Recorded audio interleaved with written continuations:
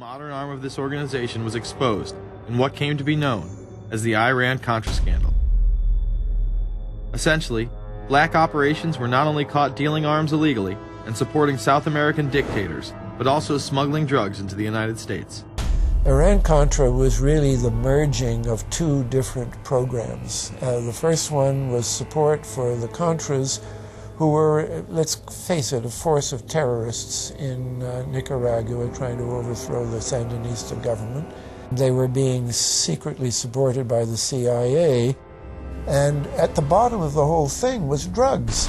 Iran-Contra was openly exposed by massive network coverage. How was it that in 3 years, a network Washington set up to run arms to the Contras wound up running cocaine into this country for the most vicious drug cartel in the world? At the same time, we were supposed to be fighting a war against drugs. But by the same token, I also smuggled my share of weapons in exchange for those illegal substances, with the full knowledge and assistance of both the DEA and CIA. Betzner says that in 1983 he flew weapons from Florida to El Salvador and drugs from Colombia to the Bahamas on the way back. In 1984, he says, he flew twice from Florida to Costa Rica and back. We could bring back our own cargo, and they would arrange it, or we could bring back their cargo without ever having to worry about interception, arrest, anything like this, that everything was taken care of. What kind of cargo were you talking about? Drugs. Tolliver says he had 2 meetings with this man, CIA veteran Rafael Quintero. Then in March of 1986, he says he flew 14 tons of weapons down to Honduras, to this Contra resupply base set up by the CIA. We take off from Tegucigalpa, Honduras, and we leave. To? South Florida. Where in South Florida? We landed at Homestead. Homestead? Air Force Base. This is the plane Tolliver says he used. The plane traces to a company that had a State Department contract to fly humanitarian supplies to the Contras. In addition to that, 3 dozen sources confirm the basic scheme. We can now report that long before that operation began, there was another operation to provide guns for the Contras, which was also against the law. In this operation, Americans and Israelis provided arms to the Contras, and then the same network smuggled drugs into the United States. The operation was launched in spring of 1983 at Washington's request, with at least $20 million of Israeli government money later reimbursed, we're told, from U.S. Covert Operations Fund. For about 5 years, people were flying arms into Iran, and most of them came from Israel. The Israelis purchased the weapons from Poland and Czechoslovakia and began shipping them secretly from Yugoslavia to Bolivia, and then to Panama. The Israeli liaison man there, this man, Michael Harari, until recently a close aide to Panama's strongman, General Manuel Noriega. You'd bring the ship into Colombia, you would load drugs aboard it, and you would bring those drugs back to Panama with you. But bringing that stuff into the United States, that was something else. I've never been so thoroughly disgusted with myself in my life. This network would also be involved in the October surprise. We really can't understand that unless we understand the so-called October surprise in the 1980 election, which is, I think, unquestionably Republicans, including William Casey, who later became Reagan's head of the CIA, negotiated with the Iranians for them not to release the hostages which were being held in Iran to Carter, but to wait until the Carter was defeated and the Republicans were in. That is what actually happened, that the hostages were only released on the day that Carter left office and Reagan came in. Unbelievably, this same network would even be linked to the BCCI banking scandal by journalist Danny Casolaro. Casolaro was probing a conspiracy he called the Octopus, which involved the Iranian hostage crisis, the Iran-Contra affair, with, believe it or not, all funds channeled through BCCI, the international bank charged with everything from money laundering to fraud. BCCI, it's a shadowy international bank linked to terrorists, drug runners, and dictators. Little was known about BCCI until 6 of its top officers were arrested in Tampa in October of 1988 on charges of laundering drug money for Colombian cocaine bosses. The BCCI men were convicted, and the bank itself pleaded guilty. But for some reason, the bank was allowed to continue to operate all over the world. There are indications that some of the reluctance to prosecute this bank stem from the favors it did. For? The favors it did for intelligence services everywhere. Too many secrets of too many countries, too many prominent people, too many hands-on, and that makes it desirable that this entire affair be forgotten. It began to become clear that the global traffic of drugs were funding violent dictators, rigging elections, supporting the arms trade, and enforcing the assassination of anyone who got in the way. Casolaro was found dead for his efforts in exposing this network. His death, of course, ruled a suicide. He was meeting a source in West Virginia. He was about to discover all. Instead, his body was discovered in a hotel room with 12 slashes in his wrist, but when the local authorities ruled it suicide, the family said, no way. The housekeeper had taken calls threatening his life. And I pick it up telephone, I say hello, and he say to me, you son of a bitch, you's dead. Casolaro would not be the only person involved in the scandal to wind up in a casket. Meet Barry Seal. At first, the media portrayed Seal as a drug dealer gone good, who was assassinated by the Colombian mafia. Authorities believe last night's machine gun killing of top drug informant Barry Seal was ordered by drug bosses in Medellin, Colombia, who sent 5 men to Baton Rouge to kill Seal. Sam Dalton was the lawyer that represented the Colombian hitmen convicted of his assassination. We were trying to subpoena the CIA because we felt like they had documents, exhibits, and evidence that would indicate complicity in Seal's assassination.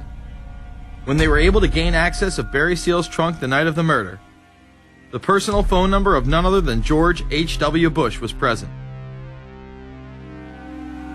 Louis Unglesby, the former attorney for Mr. Seal, also confirms that he once called the office of the vice president after Seal had given him the number.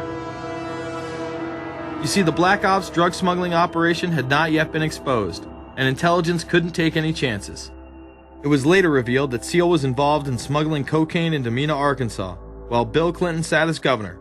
1983, Ronald Reagan was president, Bill Clinton was governor, and little Mena, Arkansas changed from a quiet town to a center for drug smuggling and reported Contra support activity.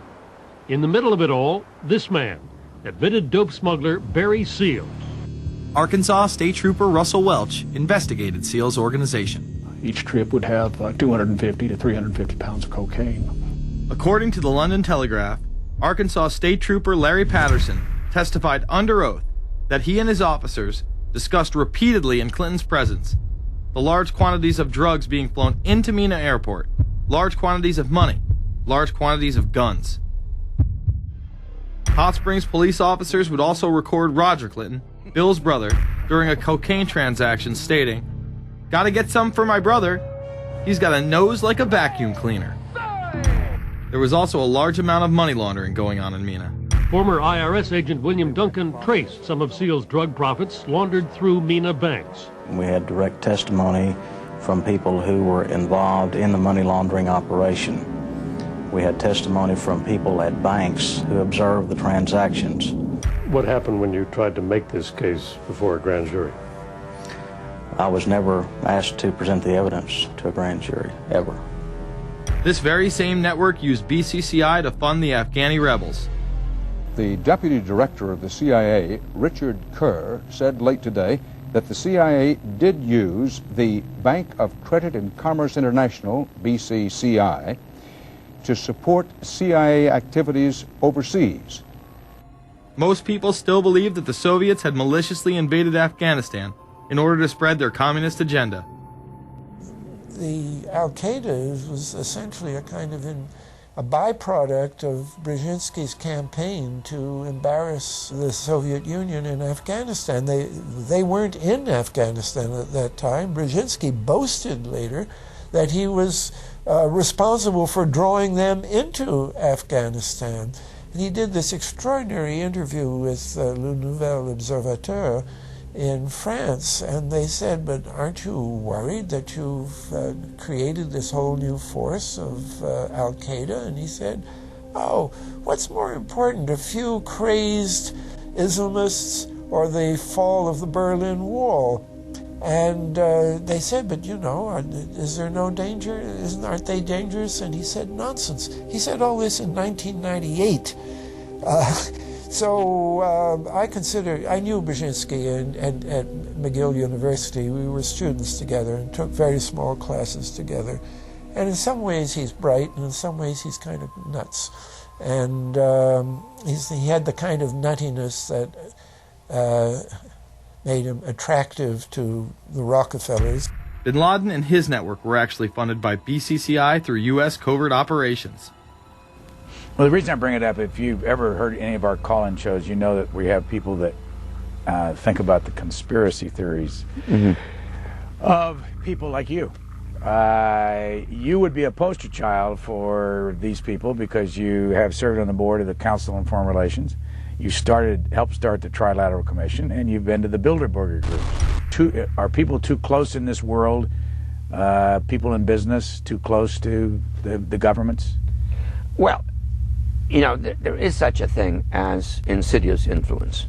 And the question is, how does it operate? Does it involve bribery? And does it involve some sort of psychological domination of individuals? I don't believe in this notion of some sort of secret societies controlling people. But of course, in any political system, there are sort of over-the-table and under-the-table arrangements. Arrangements that involved ruthless, illegal, and immoral activities in order to dominate humanity.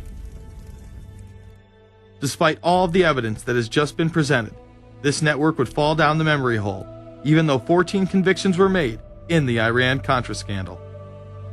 The continued cover-up would be made possible by George H.W. Bush. These documents that came forward in the North trial clearly reveal the involvement of the Vice President to a greater degree, I think, than he has acknowledged heretofore. This, of course, did not stop him from pardoning those involved during the twilight of his presidency. Some new reverberations today to President Bush's Christmas Eve surprise, the pardoning of former Defense Secretary Caspar Weinberger and several others in connection with the Iran-Contra allegations. Well, now the special prosecutor says it's the president who needs to explain some things. The real issue is why the notes weren't produced 5 years ago when the congressional investigation and the independent counsel's investigation had requested them. Because high-level political officials scrambled to limit the investigation and establish plausible deniability for the upper echelons of the network, including Bush himself. They couldn't care less about the code of conduct that's taught in all major religions about treating others the way that you want to be treated. And then they masquerade, they put this false front on that they're like everybody else, because your average person wants to do right, believes in some sort of a karma, believes in some sort of a divine justice in the universe. And so these people need to put on this front that they're like the average Joe in middle America, that they go to church every once in a while, and that they believe in an afterlife and a divine justice. And so they have to put on this front that they're like everybody else in order to get elected and to be accepted and to not have people look at them suspiciously, because if somebody goes around and openly admits that they were an atheist or that they were of some obscure religion, people aren't going to throw their support behind them as much, and they're not going to trust them as easily. The predator class acts like Roman emperors, indulging in excess that includes sex with young boys while portraying themselves as men of the Lord. The insanity is that we have allowed an interwoven elite criminal class to rule over us while posing as the saviors of the planet. We have learned they will stop at nothing to achieve their goals and are not held accountable for their crimes. They prey on the system rather than protect it. This is not a new world order of peace and prosperity. It is not a world government to save the earth. During difficult times, we must remain ever vigilant against seemingly positive solutions imposed to suit their aims. Crises there will continue to be. In meeting them, whether foreign or domestic, great or small, there is a recurring temptation to feel that some spectacular and costly action could become the miraculous solution to all current difficulties. We are threatened by a superclass that control the flow of information and hide technology from the public. The prospect of domination of the nation's scholars by federal employment, project allocations, and the power of money is ever present and is gravely to be regarded. we must also be alert to the equal and opposite danger that public policy could itself become the captive of a scientific, technological elite. It is time to put down the remote control, to turn off your Xbox, and start paying attention. It is time to step away from everyday luxuries and pop culture and take action against a monolithic, concentrated evil in order to save what's left of humanity. We must now trade in our apathy for action in order to defeat this invisible empire.